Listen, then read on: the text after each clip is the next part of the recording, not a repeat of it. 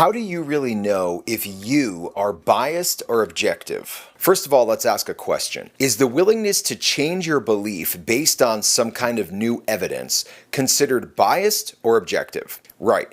It's objective. Bias is when someone prefers an existing belief over the pursuit of truth. For example, let's say Brian currently believes that the Holocaust didn't happen. It did. If Brian's objective, he'd be open to reviewing evidence that could convince him that he's wrong. But someone with bias prefers their current belief so much that they actively avoid or uncritically reject evidence against their current belief. And that's exactly how I was. At one time, I was so bad that if I read a written debate, I would only read the arguments that my side made. I'd skip the opposition entirely. I didn't know it at the time, but my biases and false beliefs were the cause of my obesity, yup, that was me, my social anxiety, procrastination, and even caused a major crisis that almost killed me. Let me ask you a question. If you're less objective than you think you are, would you want to know? If you're thinking, no, I'm already perfectly objective, this video is probably not for you. You can go ahead and click off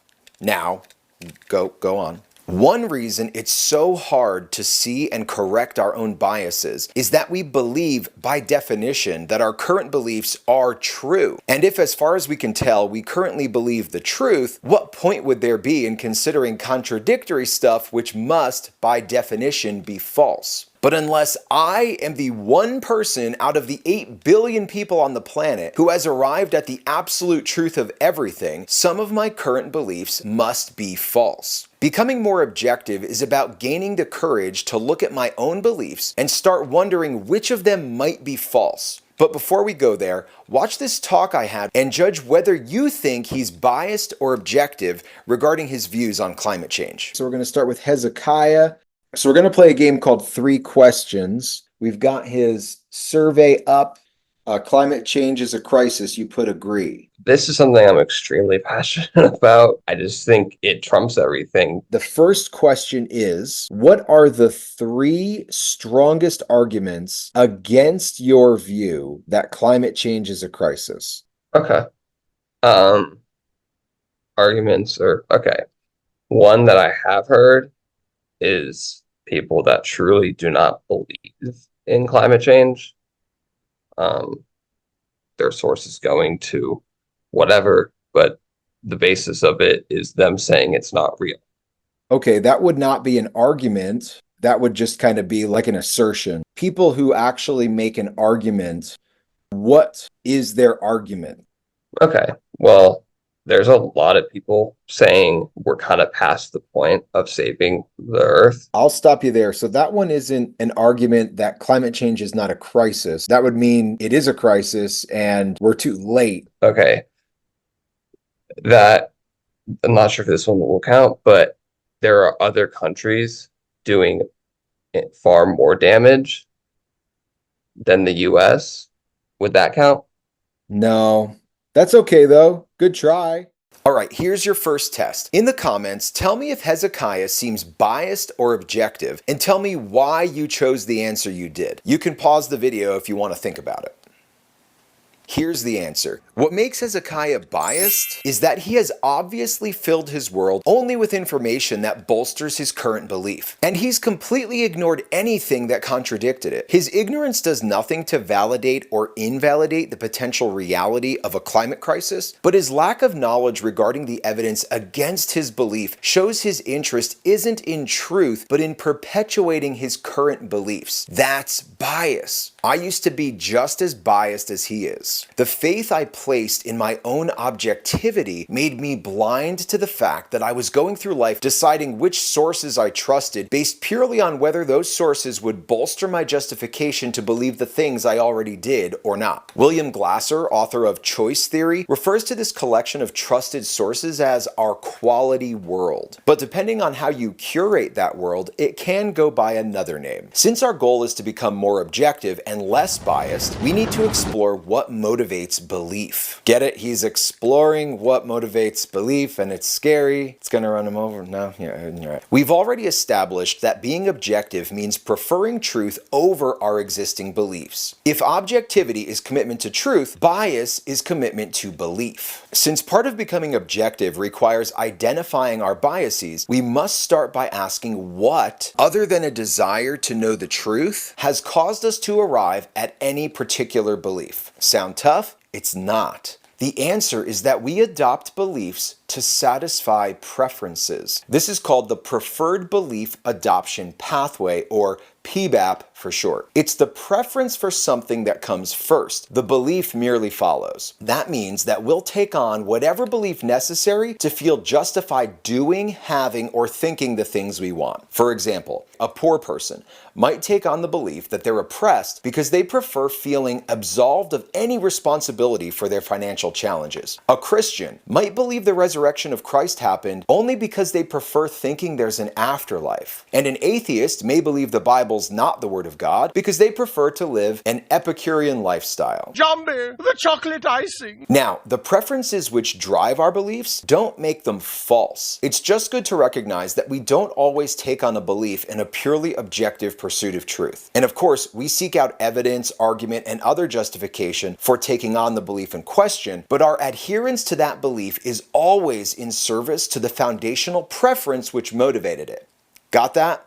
We're committed to our beliefs because they have the power to make us feel good or bad about having, doing, or thinking the things we want. When someone challenges our belief, they're not just presenting some random assortment of information which may or may not be true. They're presenting information which stands to invalidate our subconscious justification for maintaining an engagement with our preference. That's why people tend to get emotional when discussing politics, science, religion. Here's an example of how this works. I know a guy. He was a Christian, getting on in years. He was probably having some kind of midlife crisis, and he no longer wanted to be faithful to his wife. He was wildly wealthy, and he still is, and he wanted to leverage his success to start sleeping around. That was his preference. But his current belief that adultery was wrong prevented him from having the thing he wanted. At that point, hitting on women and finding a way to spend the night with one of them away from his family would have caused cognitive dissonance. That term gets thrown around a lot. Cognitive dissonance is the discomfort we feel when our actions and beliefs don't line up, or when we hold two contradictory beliefs at the same time. This guy could not do the thing he wanted to yet. So what did he do? He started the work of forming a new belief,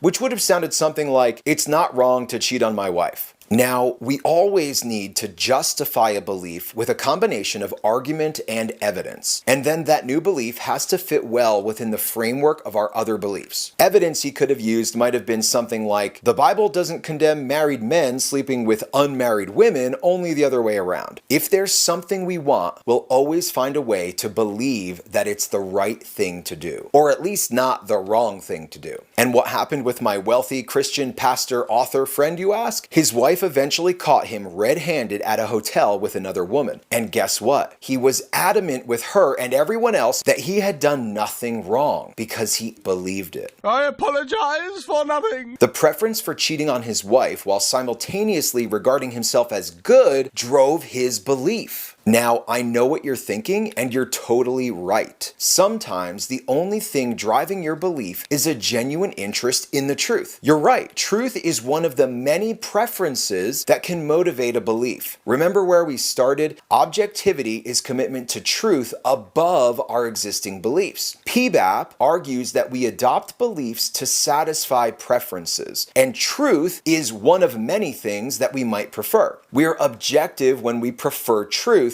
and biased when our beliefs are motivated by any preference other than truth. Therefore, becoming more objective is about gaining the courage to look at our own beliefs and start wondering which of them might be motivated by a preference other than the truth. We need courage to do this because identifying our biases will will rob us of our justification for continuing to enjoy the thing we prefer that motivated the belief in the first place. And that's scary. Let me give you an example of this using myself, and hopefully this can help some of you. I was morbidly obese my whole life. At 35 years old, I believed that food was the only way to have fun and experience happiness and joy. I also believed losing weight was impossible. Determining if those beliefs were motivated by a preference for something other than truth meant having the courage to wonder if they were false. And if they were false, I'd no longer have justification to eat all that I wanted. That was scary because I wanted to eat massive helpings of unhealthy food. That's what I preferred. And if I didn't need that food to feel joy, if the way I was eating was actually making me miserable, and if it was perfectly possible to lose weight and feel better, I was going to be robbed of my justification to eat the way I wanted to. The first time I pulled up to a McDonald's and questioned whether getting 5 things from the dollar menu, which doesn't exist anymore, was in fact not making me happy,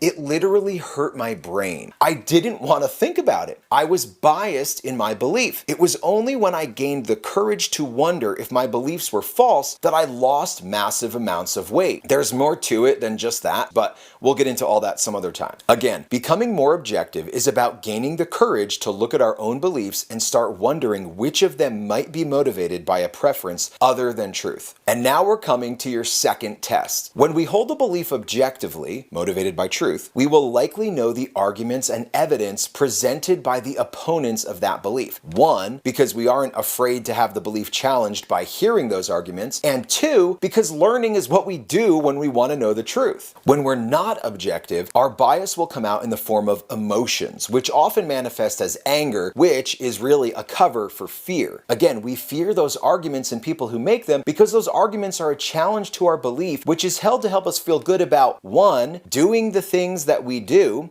like eating massive amounts of food, 2, having the things we want to have, like our friends who might reject us if we believed something different, and 3, thinking the things we want to think, like that stealing and violence are okay. If any of that makes you emotional, that's bias. And again, bias does not mean that your belief isn't true, just that preferences other than truth are motivating it. And that's your next test. Think of a belief you know you get emotional over. Maybe it's abortion, or climate change, or that Christmas music is perfectly okay to listen to in October. It isn't. Pick a belief that makes you emotional and go to someone who believes the opposite and try to explain to them their 3 strongest arguments against your own belief. Ask them if you seem to understand what they think. If not, hear them out until you can explain it the way they do. And if you're not ready to do that, baby steps, just put the belief and the 3 strongest arguments against it in the comments below. If you're wanting to know what the point of all this is, it's for you to learn how little or how much you actually understand the evidence against that particular belief, which again doesn't make it true or false. It just helps to serve as an objectivity test. Because if you are currently less objective than you could be, if abortion is truly wrong, or climate change is in fact a crisis, or masks actually saved lives, they don't. Wouldn't you want to know? Remember Hezekiah? We were able to tell that he was biased about the climate crisis by his complete inability to explain any of the evidence against that belief. He shields himself from that information because he might learn something that shows that it's not really a crisis, and he's afraid of that. It's a subconscious fear that prevents him from seeking that information. Now that you know why you've avoided information that contradicts some of your beliefs, you can start gradually figuring out what preferences are actually driving them. Being more objective is great, but there's a bigger reason to do this. So the last question is, if you are wrong about this, what are the consequences for having believed a lie? Okay, that one I can answer. I think relationships have been destroyed. If that came out that climate change is not a crisis, then that whole relationship that could have been saved. What a great answer. Right. The more we concern ourselves with truth rather than just perpetuating beliefs that make us happy, the less we avoid and reject relationships with people who believe differently. And the more we are able to influence and be sharpened. Yes, those people I avoided who think differently than me, they know things that I don't. And I know things that they don't. And the greatest thing I've gained by becoming more objective, beyond just refining my beliefs, are the relationships and conversations I gain access to when I'm not afraid to have them? Now, if you've got a stomach to start testing out your own ability to be objective, let's talk about something that everyone should be able to discuss completely dispassionately. Tariffs! Tariffs? Tariffs! Whew, I'm getting nervous. My armpits are sweating. Some of you were like, no, I don't want to hear anything good about tariffs. And the others are like, no, I don't want to hear anything bad about tariffs. Well, I'm going to give it to you as straight as my undoctrinated mind is able. The good news, some tariffs do make sense. And since some of them make sense, the bad news, of course, is that some of them do not. You already know what a tariff is. It's a tax on an imported good paid by the importer that artificially raises the price of the product in question. So for example, if a major baking facility in the USA imports $10,000 worth of grain from Ukraine and a 100% tariff is imposed on Ukraine's grain by the USA, I wish I'd picked some other country. The baking facility in the USA will have to pay the usual $10K to Ukraine for the grain, plus an extra $10K in tax to Uncle Sam. Yes, companies in America pay the tariff and raise their prices to their consumers accordingly. Make the tariff high enough and you eliminate demand for that product entirely. Now ask yourself, if some of Trump's tariffs were good, would I want to know? If some of them were bad, would I want to know? Different people are going to feel different ways about both options. The first thing that ought to be said explicitly is this: tariffs contradict the principles of free market trade, aka capitalism. Now, contradicting the principles of free market trade doesn't mean that tariffs can't be used for good. Here's a couple of good reasons to lower or eliminate demand for foreign products. 1. Tariffs can defund a threat. Let's say your neighbor is trying to build a bomb to blow up your house. He's probably not. There may be people out there who are willing to do business with him either out of ignorance or apathy regarding his plans. But once we learn what he's up to, forcing that psycho neighbor to double all of his prices would be a good way to ensure people look elsewhere. They may be apathetic regarding his plans, but they aren't about their own pocketbooks. Number 2. Tariffs can be used to discourage or prevent bad behavior. A 145% tariff, like the one Trump initially put on China, ensures trade will essentially stop. In my opinion, China's use of Muslim Uyghur slave labor alone justifies a complete boycott. If a country is doing evil things, it makes sense to me to find a way to completely cut off trade until they stop. This was the motivation for Trump's baseline 20% fentanyl tariff. No, it's not a tariff on fentanyl. Rather, it's a tariff that will remain until China curbs the flow of fentanyl into our country. 20% isn't a boycott, but the spirit of the tariff is to discourage bad behavior. Once China reverses course, the 20% tariff will be lifted. A third valid use of tariffs would be reciprocity. If you tariff us, we're gonna tariff you. Many of the tariffs Trump leveled against Europe do not seem to be reciprocal. But Canada, for example, does have massive tariffs on our exports of milk, cheese, butter, eggs, and a whole bunch more. If they're gonna deter trade with us, it seems reasonable for us to do the same. It'll be valuable to understand reciprocal tariffs on Canada a little bit better, so let's dig into this with an example. Canada will not impose their cheese tariff on the first 4,166 metric tons of cheese their people import from us. This represents a tiny fraction of their overall cheese consumption, less than 1%. But as soon as we exceed that 4,166 metric tons, they hit our cheese with a whopping 245.5% tariff. If they're going to discourage trade with us, it's perfectly legitimate for us to do the same thing back. Now, if you're anti-Trump, you've probably read that the 245.5% tariff never even kicks in because we don't even hit half of the 4,166 metric ton cheese quota, rendering the tariff a sort of non-issue. So then what's all the fuss about? Well, as Becky Rasdell Vargas, Senior Vice President of Trade and Workforce Policy at the International Dairy Foods Association will tell you, Canada is to blame for the inability of the US to get to the maximums, saying Canada is unfairly deploying obstacles that make it harder and harder for the US to sell into the Canadian market. Canada is using administrative tactics to deny the US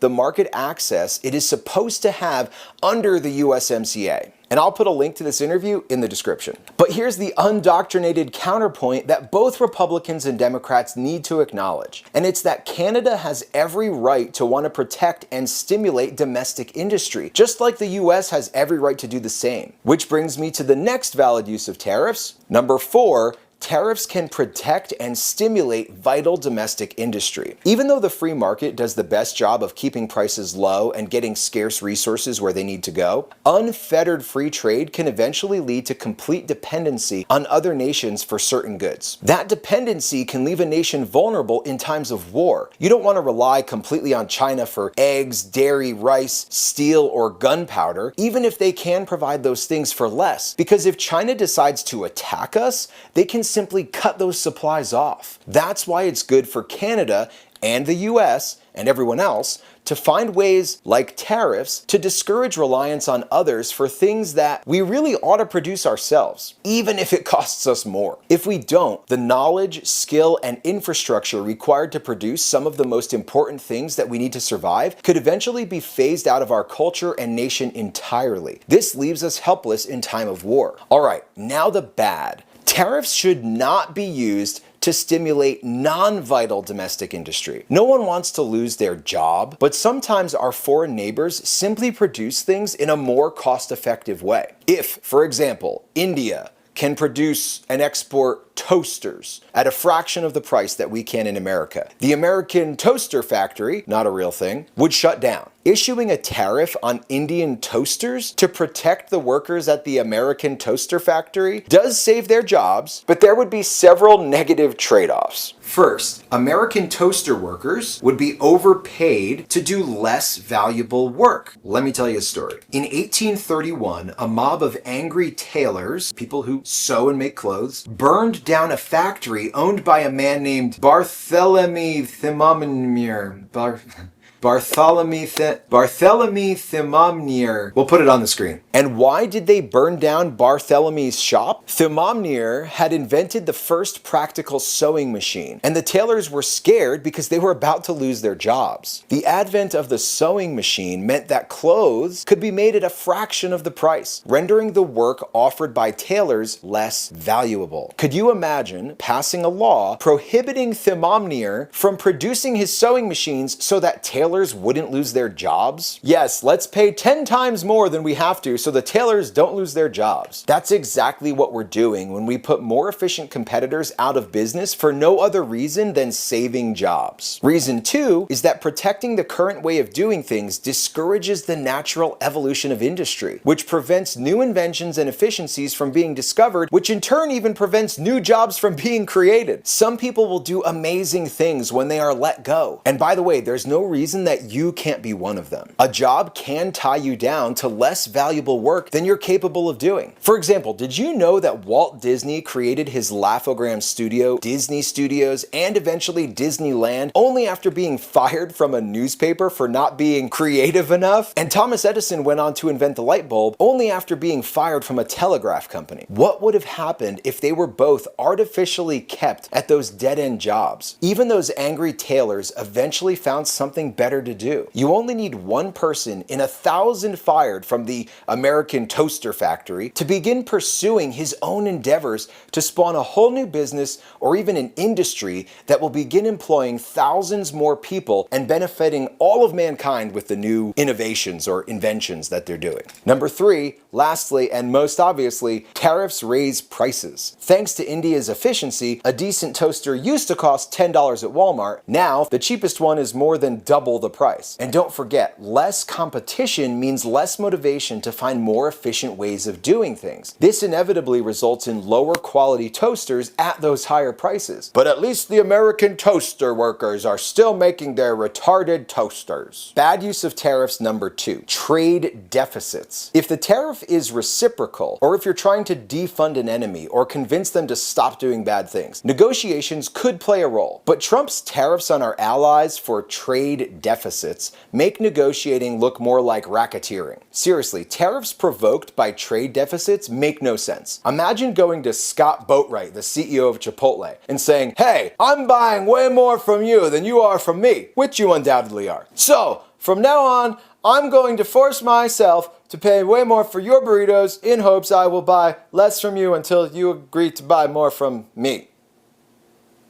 You wouldn't do that because it makes no sense. If you have something Scott Boatwright wants to buy for a price he's willing to pay, he'll buy it. This move is actually very reminiscent of the left-wing call for equality of outcome, which expects outcomes to be balanced and invokes discrimination or oppression as the alleged catalyst for the unequal outcome. In reality, there's no reason we should have expected trade levels to be balanced in the first place. We are the most wealthy nation on the planet. We're consumers. Of course, we're going to buy more from them than they do from us. Now, whereas the left has alleged discrimination as the catalyst for various unequal outcomes, Trump has alleged currency manipulation and other unspecified trade barriers as the catalyst for trade deficits, which he thinks would be about even per capita if only they played fair. But evidence for this seems to be lacking. If you have some evidence or can explain what money manipulation is happening with evidence as to the motives, leave it in the comments. And if you're feeling emotional right now, remember, that's bias. All we want to know is what the truth is. If I'm wrong, I want you to tell me and I want to understand it. If what Trump's doing is misguided, we should all want to know that. If it's wise, we should all want to know that. And by the way, if you're going to mention quantitative easing, printing money to hand out, that could count, but it's not necessarily done intentionally to devalue a money supply. And we do it too. Just think of COVID. So even if it's a dumb thing to do, other countries have just as much a right to be every bit as dumb as we are. So the good uses of tariffs are: number one, defunding a threat; number two, reciprocity; and number three, protecting vital industry. The bad use of tariffs are: number one,